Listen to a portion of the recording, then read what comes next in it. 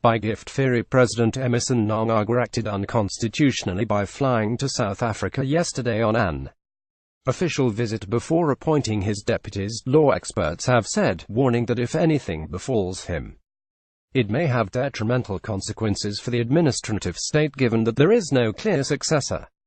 By operation of law, President Emmerson Mnangagwa, while Mnangagwa has been quick to select his cabinet, it has taken him inordinately much longer to fill the two top-level vice president positions in the state, an indication that the issue might have become a hot potato in ZANU-PF. The chief secretary to the president and cabinet, Meshek Sibanda, said in a statement yesterday that, in the absence of Mnangagwa, Environment, Water and Climate Minister Oppar Mutshingiri Kashiri had been appointed acting President. His Excellency, the President of the Republic of Zimbabwe, Mnangagwa, has proceeded to the Republic of South Africa on a one-day working visit to meet with his counterpart, the President of the Republic of South Africa, His Excellency Jacob Gedayeleke Zuma, Sibanda said in a statement to the Daily News yesterday. During his absence and in terms of Section 101C of the Constitution, the President has designated the Minister of Environment, Water and Climate, the Honourable Mutshingiri Kashiri, as acting President of the Republic of Zimbabwe. Constitutional law expert Lovemore Maduku told the Daily News that the VP vacancies have potentially far-reaching implications for constitutional and administrative law. The President is acting unconstitutionally. It's a critical position. The Constitution says the President must, without delay, appoint VPs.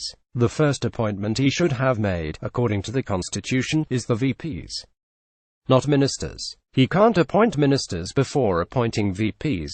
He committed a serious illegality by failing to appoint VPs. He has no constitutional reasons. In fact, his reasons are invalid, reasoned Maduku.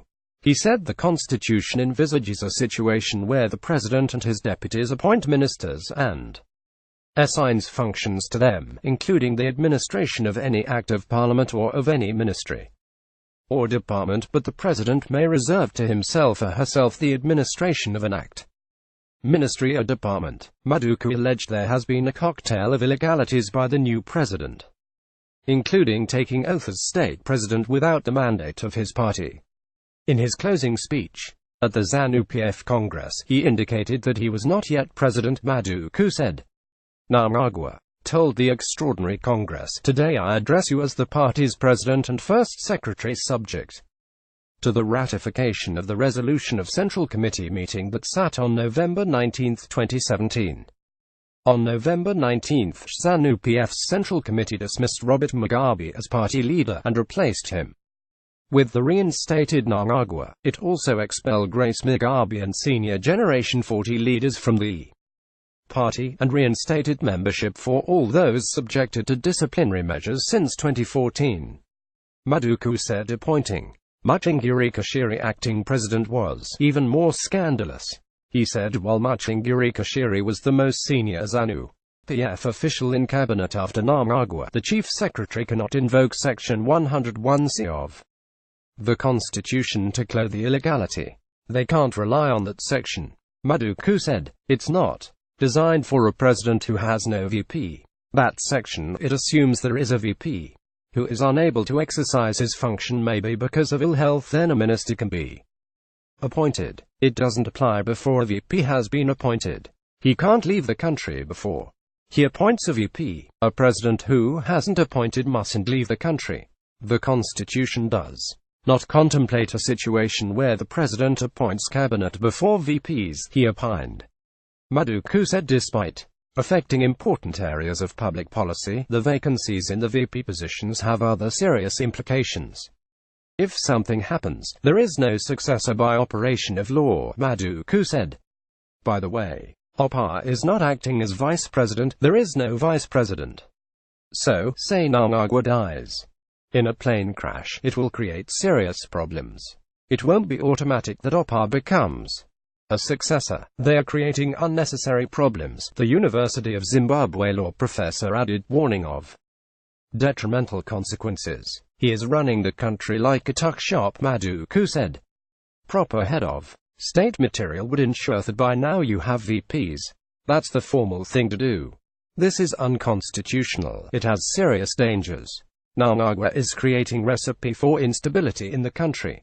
Political scientist Hamuka Chirimamboa said in a situation where the president becomes hospitalized or otherwise and is not able to make decisions, the country would have a serious problem as the power vacuum becomes real. It may render the executive dysfunctional.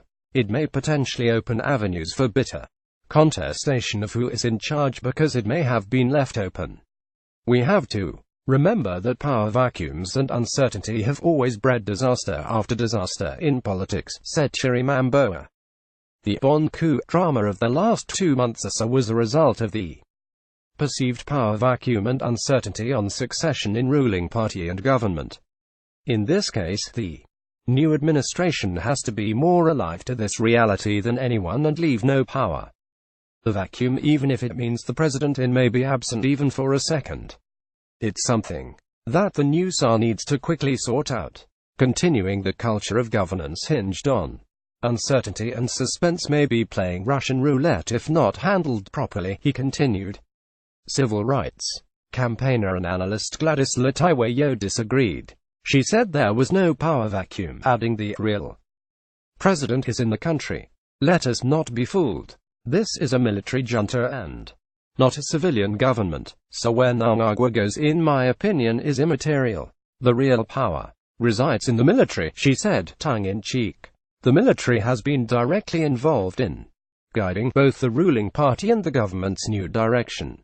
Piers Pigu, Southern African director of the International Crisis Group, said he gets a sense that the hold-up in the appointments of VPs was because of former Zimbabwe Defense Forces Commander General Constantino Chiwenga's shift from the army to politics.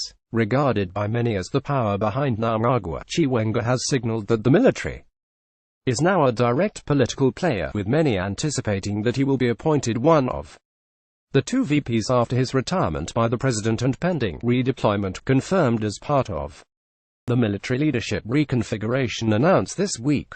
I don't think we should read too much into it, notwithstanding concerns that these differences between Mnangagwa and Chiwenga, especially with respect to strengthening powers of the VP and guarantees of succession. Pigu said, it appears to be in the interest of both to resolve this quickly as possible. The longer it drags on, however, the more speculation it will generate that there are 2 centers of power. Spokesperson of the Morgan Tsvangirai MDC, Obit Gutu, said it is really strange that Zimbabwe still does not have VPs. This betrays the fact that there are a lot of things taking place behind the scenes regarding the appointment of VPs. There is too much jostling for these top posts. President Mnangagwa is in a very tight spot. He has to appease the military top dogs who brought him into power, and at the same time, he doesn't want it to appear like his government is a de facto military administration. The balancing act is proving very difficult to play. Gutu told the Daily News. United Kingdom-based Zimbabwean academic George Shire said, the thing about Ed is that he does not like to be micromanaged and does not want to be seen to be rushed by anybody, so again we are gonna have to get used to waiting and playing the long game. He wants to be ahead of events. He knows that you guys want him to name the VPs because you have already decided who it will be. And my guess is he will want to do things his own way in his own time. There is a new boss in town, Shire said. Daily News.